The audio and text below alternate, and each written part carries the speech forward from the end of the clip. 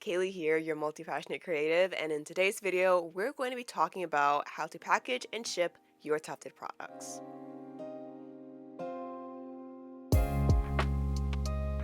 I have been running my small business for 3 years now, and I just recently got over the fear of shipping my products, specifically my Tufted products.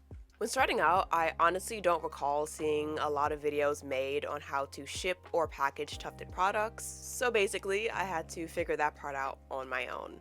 Thankfully, after shipping more Tufted products and experiencing some trial and error, I can now say that I'm confident in my packaging and shipping abilities, which means I can finally share with you how I package and ship my Tufted creations.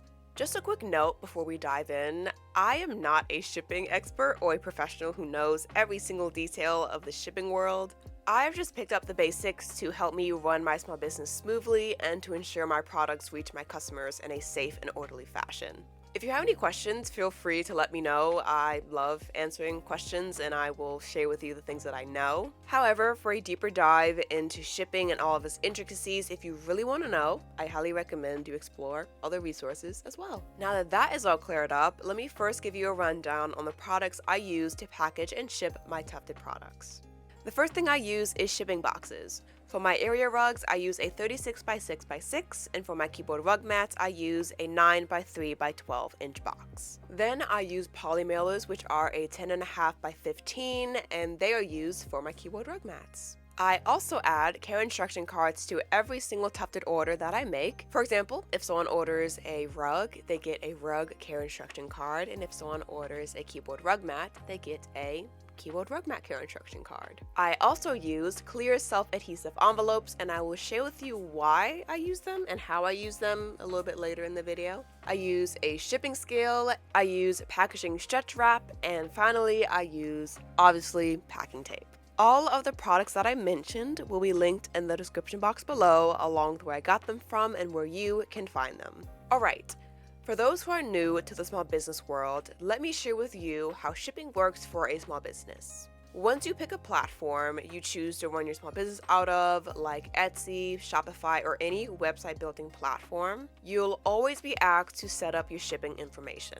In the setup process, you'll be asked about your shipping rates, which refers to whether you want to offer free shipping or offer fixed shipping rates for certain products. When it comes to my shipping rates, I offer free shipping for products that are $40 and over, and for products that are under $40, I offer a $6.99 shipping fee.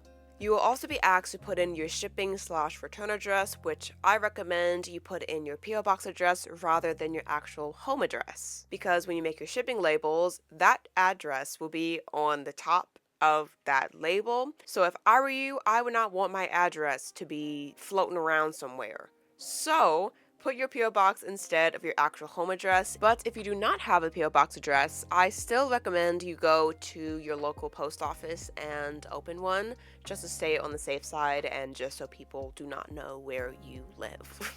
Now that we are on the topic of shipping labels, let me share with you how to make and purchase your shipping labels. When setting up your shipping information for whatever website platform you choose, you will be asked if you want to purchase your labels within that platform. For me, when it comes to purchasing my shipping labels, I choose not to buy them through my Etsy or my Shopify. I instead use a different platform called Shippo, and I prefer that rather than purchasing them through my Etsy or my Shopify.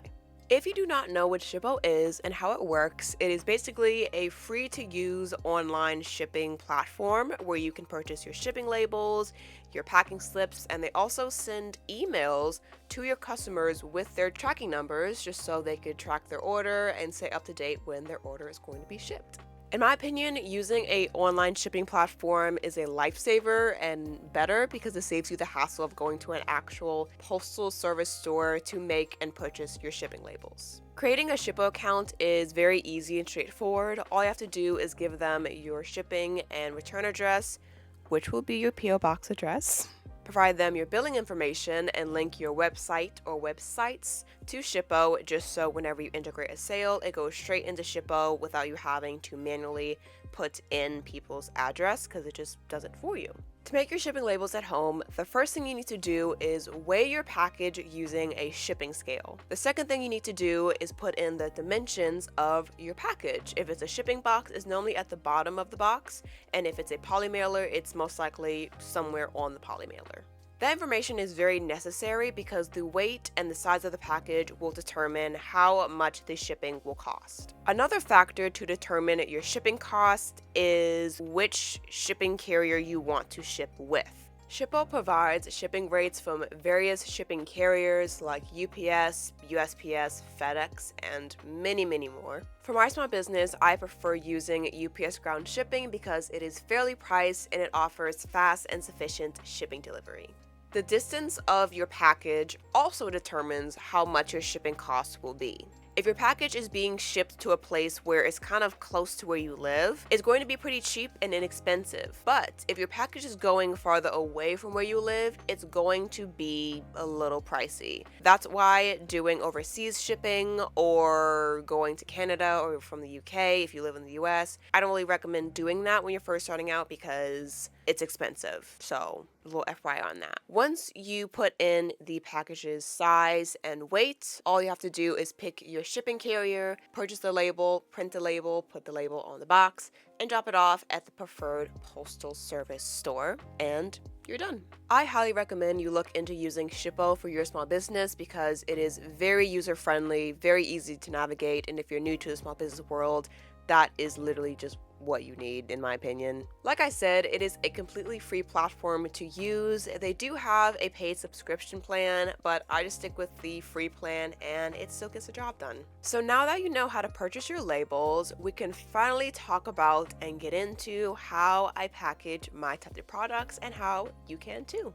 Starting off with my keyboard rug mats. The first thing I do is lint roll the front and back of my keyboard rug mat. Then I roll up my mat just so it could fit inside my 10.5 by 15 inch poly mailer. Also, inside the poly mailer, I always make sure to put in a keyboard rug mat care instruction card along with my business card. Then I seal up the poly mailer and put the package and the packing slip inside a 9 by 3 by 12 inch box. I seal up the box, put the shipping label on the box, and it is ready to go.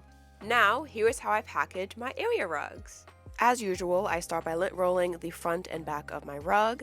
I then roll up the rug, making sure to wrap it in packaging stretch wrap. Then I place the rolled up rug inside a 36 by 6 by 6 inch box, making sure to put the packing slip, a rug care instruction card, and my business cards also inside the box. I then seal up the box, put the shipping label on the box, and it is ready to go. Alright, now that you know how I package my Tufted products, I'm now going to be sharing with you some packaging tips and hacks I've learned along the way. The first little hack that I learned is, if you already have a printer at home, reconsider buying a label printer. Instead, use your regular printer to print out your shipping label, and to adhere the label on the box, use clear self-adhesive envelopes. If you're using a regular printer, do not worry about resizing it because Shippo already takes care of that for you. All you have to do is trim off the excess edges using a paper cutter, scissors, or even a rotary cutter. And once you trim off the excess edges, all you have to do is put the shipping label inside of the envelope, stick it onto the box, and you're good to go. The flip side of using these envelopes is that it keeps your labels safe and protects it during transit, especially from the elements. I ordered a pack of 100 for only $9 on Amazon, and they were a 7.5 by 5.5, but you can find these envelopes basically at any packaging supply store. Also, as a little FYI to kind of ease your mind, once you put the shipping label inside of the envelope, the barcode is still detectable, making it easy to be scanned when dropping off your package at your preferred carrier. So don't worry about that. The next tip is to shred cardboard using a shredder, box cutter, or scissors to make packaging filler. Using this hack helps you to become more resourceful and helps you recycle and be sustainable. So yes, highly recommend this hack. The next tip is to make sure to save your receipts from when you dropped off your packages. I always make sure to keep my drop-off receipts along with a copy of my Shippo label invoice as proof that I purchased the label and dropped off their package. Keeping this information is essential just in case there are any return requests or if there's any delivery issues.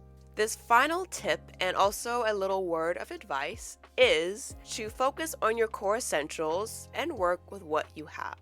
Initially, when I started my small business, I was very stressed about my packaging, specifically the presentation of my packaging. I thought I needed custom boxes and my logo on water activated tape, but then I realized I don't really need that, especially when just starting out. Instead, I just shifted my mindset and thought about the essential things I need for my small business, like my business cards and my care instruction cards. The one thing that really helped me, and something that I encourage you to do, is make a wants and needs list for your small business. When it comes to making my list, I like to see the want side as a motivational achievement list and the need side as something that I generally need and just the overall core essentials for my small business. Making this list is extremely helpful in my opinion because it helps clarify your goals and priorities to help build your small business.